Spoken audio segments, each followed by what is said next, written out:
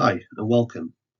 I am David and I am a Bangor University student on the MSc Counselling course. The name of my research is the effect of audiovisual nature on mood, stress and distress disclosure.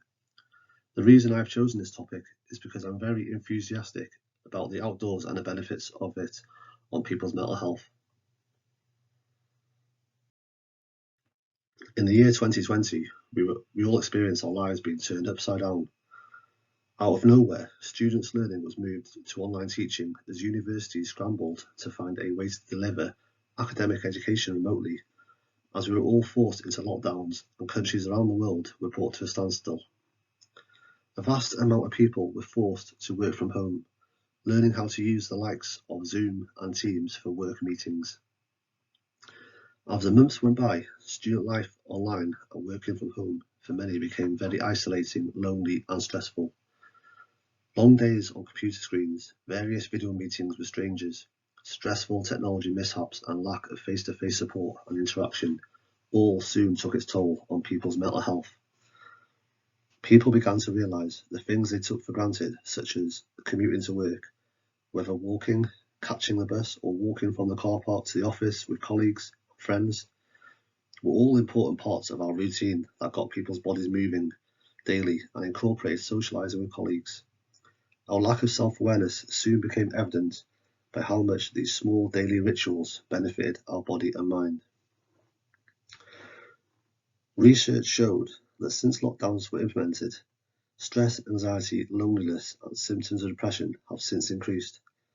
Lockdowns severely affected students' stress and mood due to being unable to stabilise with the use of activities. This was even worsening for those students who already had a history of mental health issues. Working from home has affected people's sleep, well-being, health, family and other worries. Stress and anxiety increased, alongside far too much screen time. The pandemic has affected many students and workers' home-life balance. This is important for a person's well-being. Being unable to separate the two environments causes them to overlap, which can affect a person's happiness. Being active is shown to improve physical as well as mental health, and some people enjoy taking their physical activities into the countryside to allow themselves to reconnect with nature, which improves mental health. Physical activities in nature have been shown to improve individuals' psychological health by reducing stress and enhancing mood and replenishing mental exhaustion. Barton et al. Carried out a study on visitors at National Trust sites. They found that being in contact with nature benefits individuals' psychological health by reducing stress and enhancing mood. The visitors reported significantly higher self-esteem and much improved mood after leaving National Trust sites, alongside reduced anger, depression and tension. This demonstrates that walking in green spaces provides a primary reward of improved emotional well-being from both exercise and exposure to nature. Studies show that there is a relationship between exposure to nature and a significant reduction in stress. Shirin-yoku is a very popular activity in Japan and is translated as forest bathing, which is simply bathing in a forest atmosphere as a mindfulness medicine. Research shows that a short trip to a forest to take in the atmosphere has been recognised as a relaxation of stress management activity. Berman et al. Found to be of significance in a study comparing pictures of urban environments to pictures of nature. Remarkable results show cognitive improvement just from viewing nature pictures, proven to be far superior to other environments, concluding there is a peaceful element to nature. But this is driven by the peacefulness of nature capturing one's attention. More exploration would be an advantage to a therapeutic nature intervention, where people can access virtual nature from the comfort of their own home, when they don't have access or time to venture into green spaces in the daytime. It is important to investigate how audiovisual stimulus can positively affect people's well-being and whether it can be incorporated into a person's routine or self-care during isolation, back-to-back virtual meetings or university lectures. Moving on to our study. This study aims to explore which of the 4 videos consisting of nature, urban, and a social environment containing people, alongside a blank video for the purpose of reflection, have any significant effects on a person's mood, stress, and a willingness to self-disclose about themselves. It is expected for Hypothesis 1 that participants who are exposed to an audiovisual stimulus of therapeutic scenes in nature will have a significantly positive impact on their levels of mood compared to those who do not watch a nature video. For Hypothesis 2, participants who are exposed to an audiovisual stimulus of therapeutic scenes in nature will have a significant reduction in their stress levels compared to those who do not watch a nature video.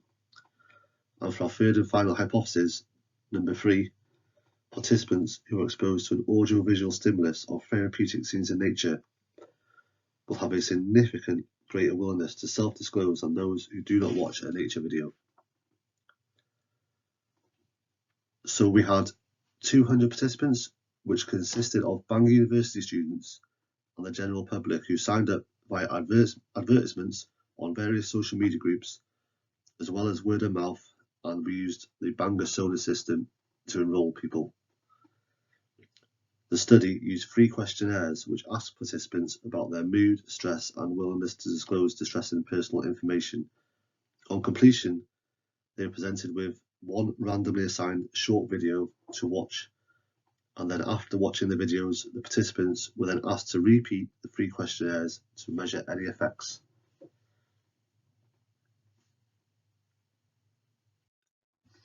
I will now briefly show you a few examples of screenshots basically of the videos we used. So for the nature video, this contains countryside scenes such as fields, meadows, streams, mountains, etc., accompanied by natural soundtracks such as birds tweeting, wind in the trees, water moving over rocks.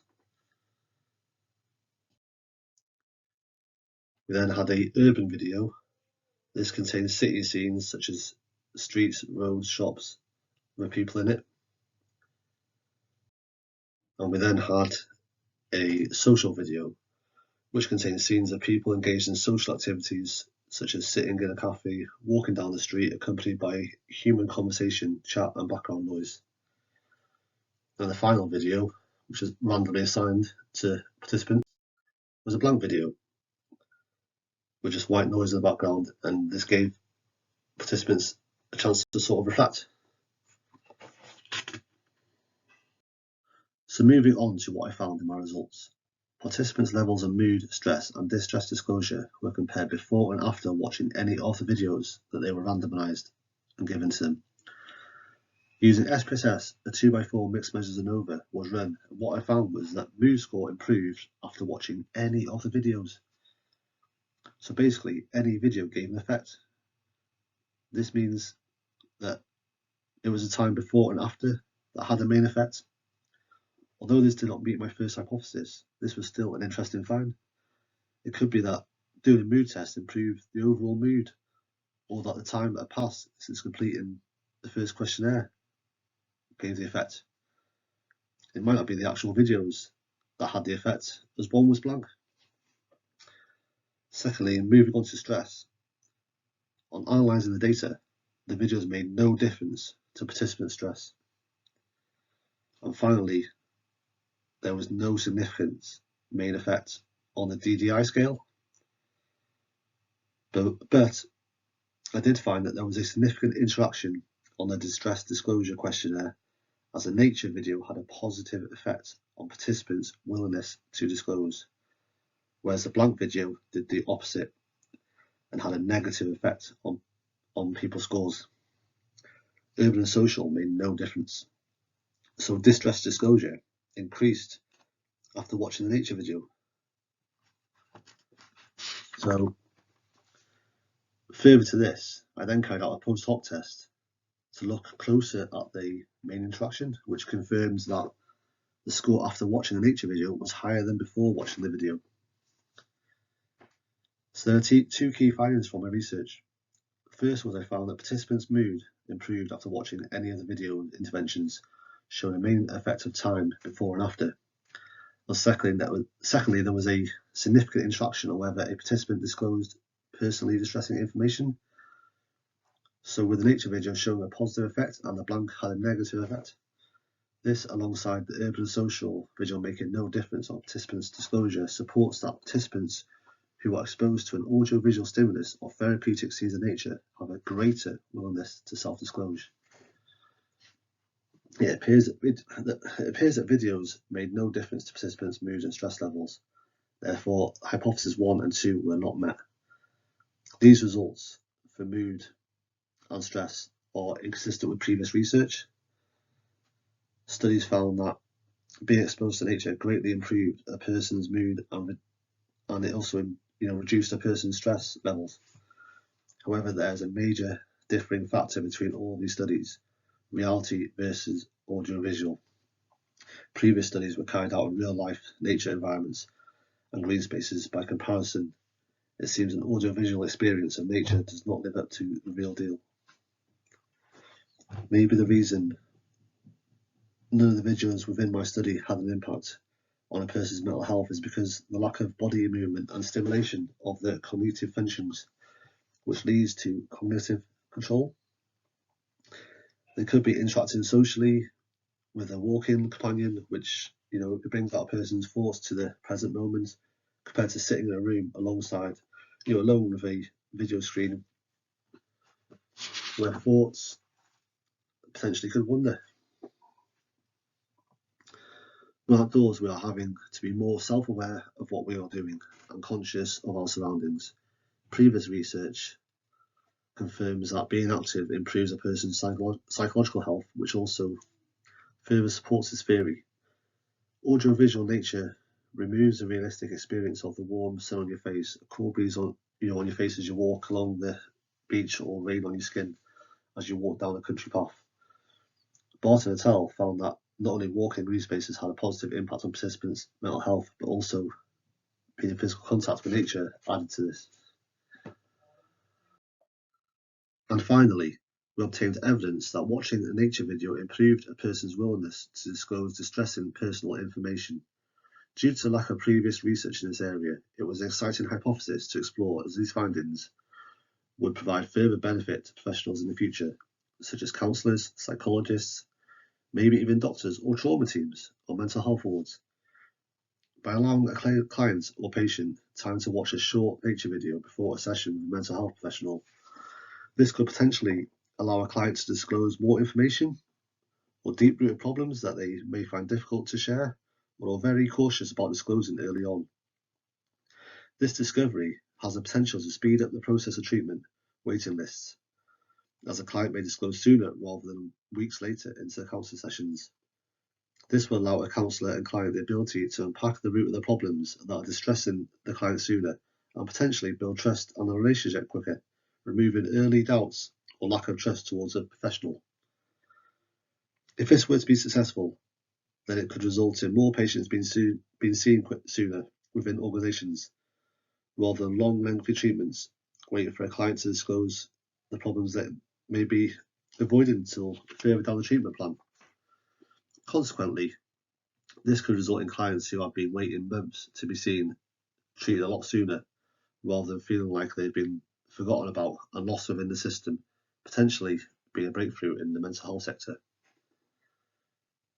Watching a short 3-minute audio visual of nature just before client's counselling session starts may lead to a client disclosing distressful information in more detail a lot sooner, which these results show in our study. They showed evidence of it. The seconds at the end of the session, when the client drops a bombshell on the way out the door, are very common in counselling, and watching a nature video at the start of the session may reduce these door knob moments, allowing the client to make the most of the full session and unpacking their thoughts earlier on. This pre-intervention to stimulate self-disclosure in clients using a nature video could benefit counsellors around the world. In terms of future research, it would be useful to extend the current findings on the DDI scale by examining whether watching nature videos improves the distressing disclosure of clients in a counselling setting before they start their counselling sessions, providing a much more controlled and observable environment.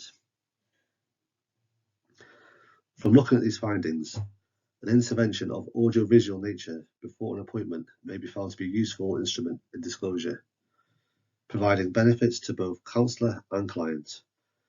If further findings in this area support nature videos as a positive disclosure intervention, then this would provide counsellors, psychologists and professionals alike a valuable tool that clients could watch for 3 minutes in the waiting room before their counselling session starts. Surgery waiting rooms where counsellors operate could perhaps ask clients to arrive 5 minutes early, where they are then sent to a separate waiting room where there's a nature video playing and sounds on a big screen before they're called into their session. Practices could perhaps create a clinical looking and feeling environment by introducing fish tanks to waiting rooms, various plants, nature sounds, natural earth colours, waterfall feature, or even an outdoor waiting room in a garden environment for the summer months. For the colder months in the winter, this could be an indoor or enclosed garden setting with heating. A less clinical area could provide a therapeutic environment for clients and patients to wait in, which will then help them disclose more in their appointment with professionals. But the nature environment does not have to stop at the waiting area. The counselling room could have a few outdoor features introduced. The sounds of a relaxing water feature with a few plants and earth colours painted on the walls, which will provide a cosy setting. There could even be an option of having a TV on the wall in front of where the client sits, which could play a nature video for the first couple of minutes as a client settles into the session. Then being turned off to focus can be brought back to the client. There are scenarios that could be compared in future studies between those who experience a nature environment in the waiting room only versus those who experience a nature environment in the counselling room versus those who experience both settings, to see which intervention provides the best disclosure results. To conclude, nature is a very powerful source. Getting your body moving on an outdoor walk surrounded by nature's healing environment has been shown by previous studies to improve a person's mental health. But pay attention, as there may be an exciting new intervention you may see soon in the waiting rooms as you await to greet your counsellor. By making waiting rooms as well as counselling rooms less clinical and creating more of a nature environment in these settings may enable clients to disclose distressing information more willingly in counselling sessions. Thank you for watching, and if you have any questions, please leave them in the comments, where I'll be happy to answer.